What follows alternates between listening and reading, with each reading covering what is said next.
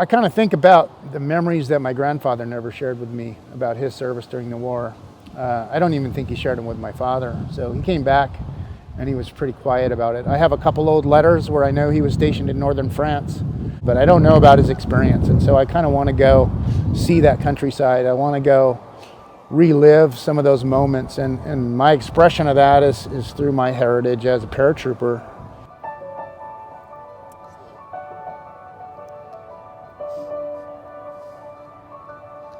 So I originally heard, believe it or not, from an old buddy of mine that I served with 30 years ago on Facebook. And he said, hey, a bunch of us are thinking about getting together and doing this jump into Normandy to commemorate the 75th anniversary of this great event.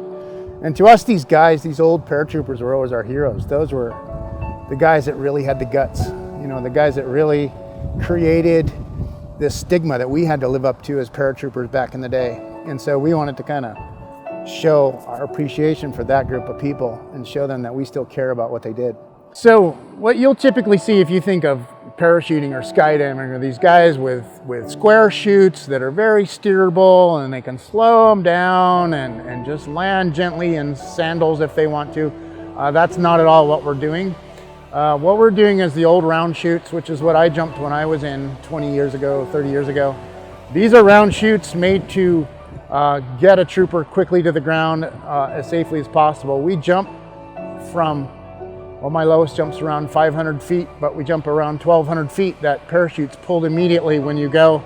We used to carry about 150 pounds worth of equipment at that time. So we're gonna be jumping without all of that equipment, no rifle, no backpack for a 3-week hike or anything like that. But pretty much the uniforms are authentic, and the parachutes are very similar to what was jumped in World War II. So these are round parachutes. They don't offer any comfort. They don't offer a soft landing. So you're pretty much gonna come in and you're gonna hit the ground hard.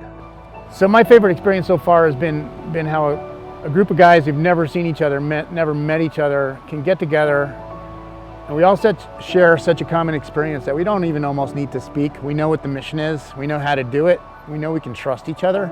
We know we can rely on each other, and we know what to do to make this jump happen. And so that's been a really interesting experience, because it's kind of brings back the days of when, you know, you relied on your buddy for your life.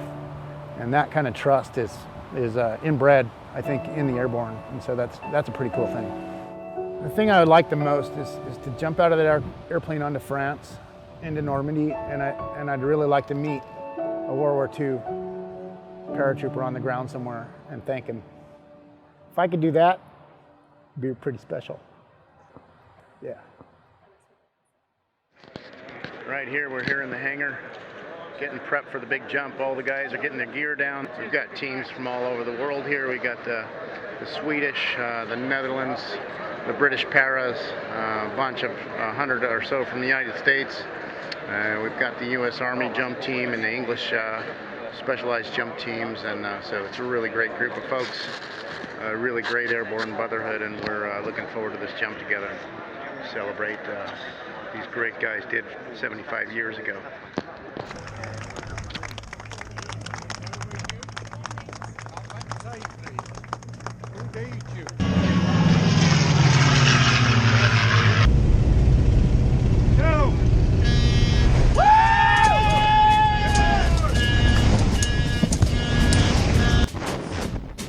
Fighting soldiers from the sky,